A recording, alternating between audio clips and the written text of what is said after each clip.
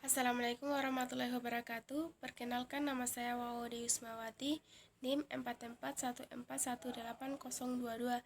Di sini saya akan menjelaskan mengenai produksi aluminium.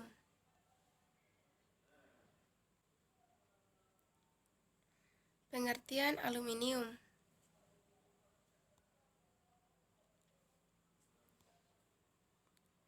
Aluminium ialah unsur kimia. Lambang aluminium ialah Al dan nomor atom 13. Aluminium ialah logam paling berlimpah. Aluminium bukan merupakan jenis logam berat, namun merupakan elemen yang berjumlah sekitar 8% dari permukaan bumi dan paling berlimpah. Ketiga, aluminium terdapat dalam penggunaan aditif makanan, antasida, buferet, aspirin, astringen, semprotan hidung, antiperspiran, air minum, knalpot mobil, asam tembakau, penggunaan aluminium foil, peralatan masak, kaleng, keramik, dan kembang api. Proses pembentukan aluminium. Pembuatan aluminium terjadi dalam dua tahap. Yang pertama, proses Bayer merupakan proses pemurnian biji bauksit untuk memperoleh aluminium oksida atau alumina, dan proses Hall-Héroult merupakan proses peleburan aluminium oksida untuk menghasilkan aluminium murni.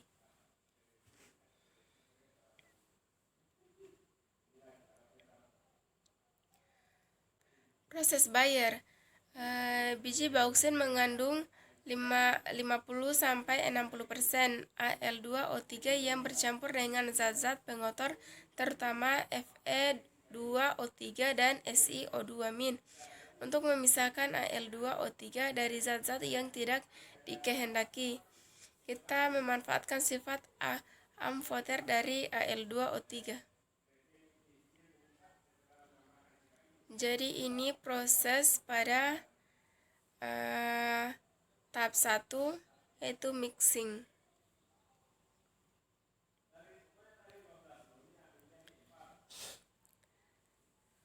Selanjutnya, tahapan dalam proses Bayer. Pertama, biji bauksit diambil dari tambang, lalu biji bauksit tersebut dicampurkan atau dihaluskan secara mekanik.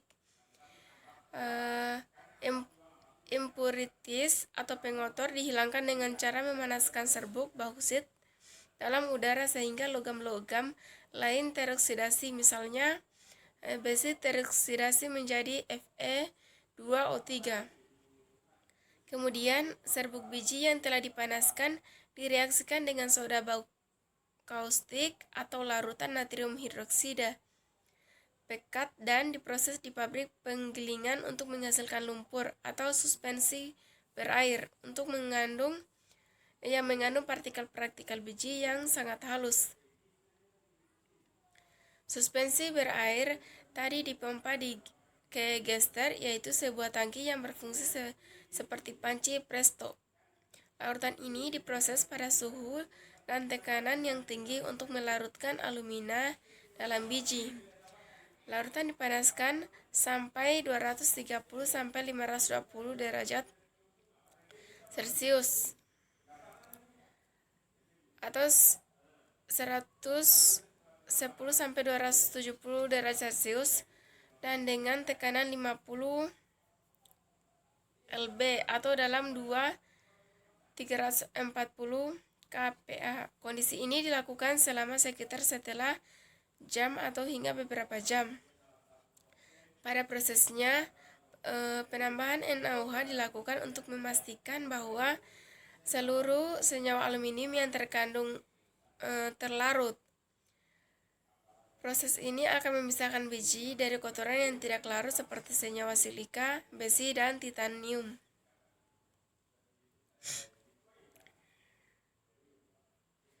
Selanjutnya, larutan panas dilewatkan melalui serangkaian tangki.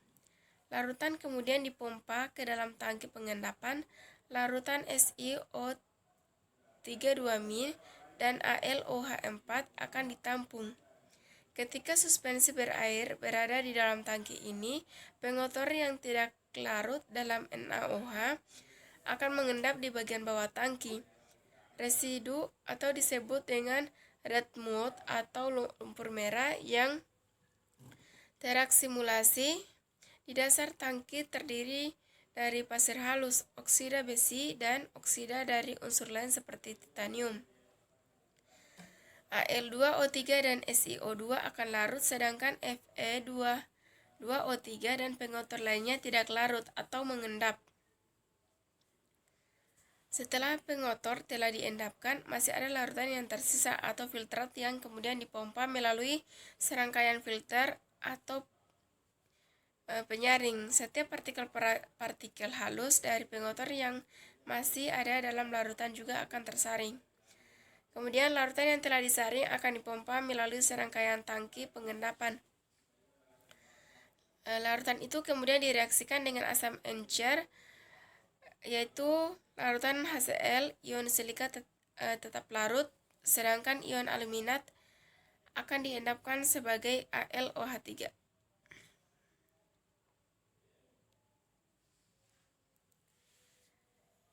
Selanjutnya, endapan kristal atau AlOH3 mengendap di bagian bawah tangki, sedangkan SiO32- tetap larut. Kemudian endapan AlOH3 disaring dan diambil.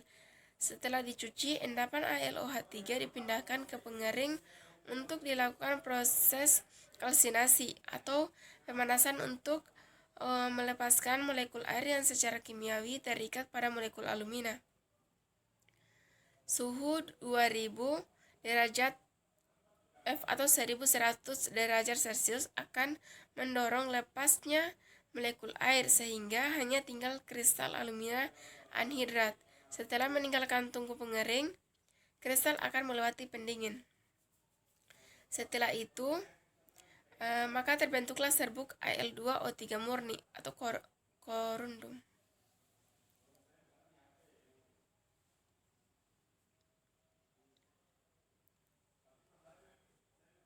Selanjutnya proses Hall-Héroult. Setelah diperoleh Al2O3 murni, maka proses selanjutnya adalah elektrolisis leburan Al2O3. Pada elektrolisis ini Al2O3 dicampur dengan CaF2 dan 2-8% kriolit yang berfungsi untuk menurunkan titik lebur Al2O3. Titik lebur Al2O3 murni mencapai 2000 derajat Celcius. Campuran tersebut akan melebur pada suhu antara 850 sampai 950 derajat Celcius. Anode dan katode terbuat dari grafit. Jadi ini gambar proses Hall-Héroult.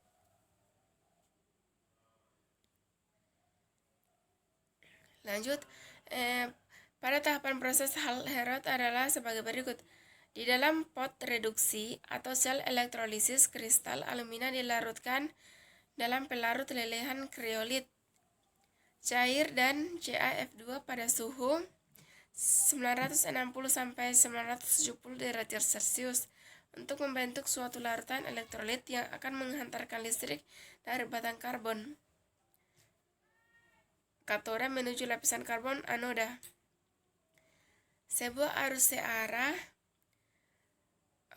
dilewatkan melalui larutan. Reaksi yang dihasilkan akan memecah ikatan antara aluminium dan atom oksigen dalam molekul alumina.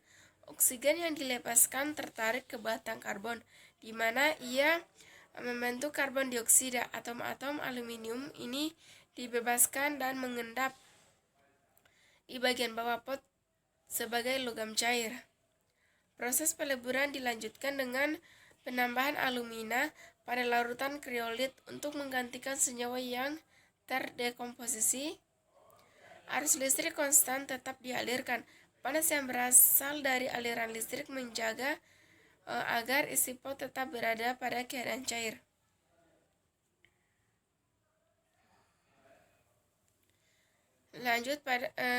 Lelehan aluminium murni terkumpul di bawah pot.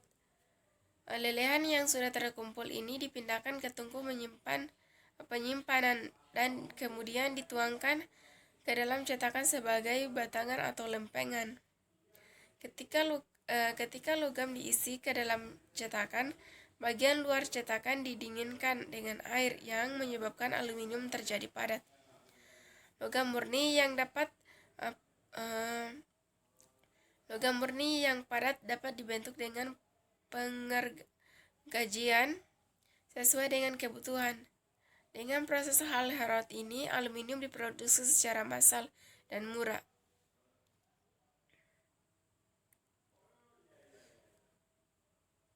Persebaran aluminium.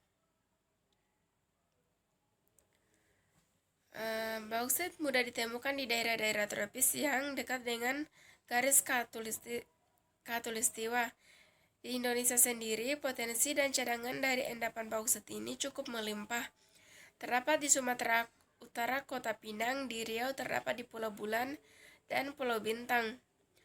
Untuk daerah Kalimantan Barat terdapat di Sandai, Tayang, Mebukung, Balai Berkuah, Tantus, Kuandangan, Munggung Besar, terakhir di Provinsi Bangka Belitung.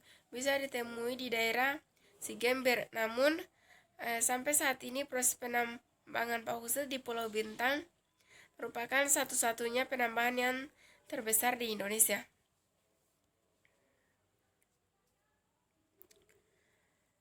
Lanjut pada bauksit atau bahan penyusun aluminium. Jadi ini gambar aluminium.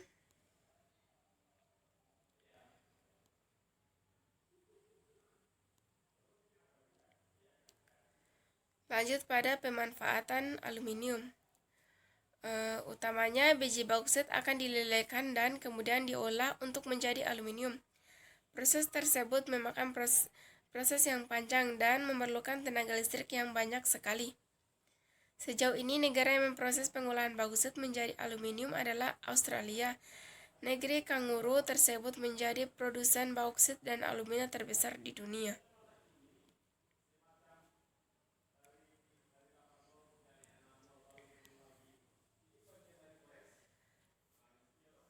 Manfaat bauksit ini selain pemanfaatan utama untuk dijadikan aluminium, bauksit ini juga memiliki banyak kegunaan untuk industri lainnya. Biji bauksit bisa diubah menjadi sesuatu yang selama ini ada di sekitar kita, seperti kandungan alumina pada bauksit juga dijadikan penyangga katalis pada proses penambangan lain untuk menghilangkan kotoran pada hasil tambang seperti minyak bumi, nitrogen, dan sulfur. Kedua, bahan dasar pembuatan keramik. Dan di industri rekaman, bauksit menjadi bahan utama untuk pembuatan pita kaset dan dijadikan sebagai bahan dasar untuk pembuatan tinta kering dan tinta laser pada mesin fotokopi. Dan sebagai dalam industri logam dijadikan bahan baku pembuatan besi.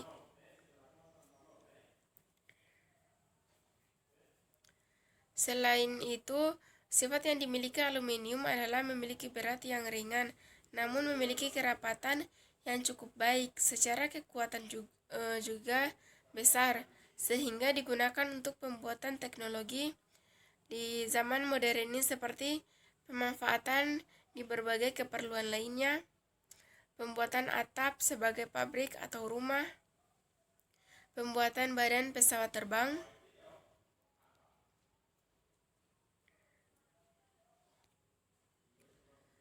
Dari aluminium tersebut akan dibuat berbagai peralatan yang dibutuhkan manusia sehari-harinya seperti pemanfaatan untuk industri, bahan paling luar pada kaleng makanan, dan pembuatan lapisan luar panci, dan bahan utama pembuatan wajan.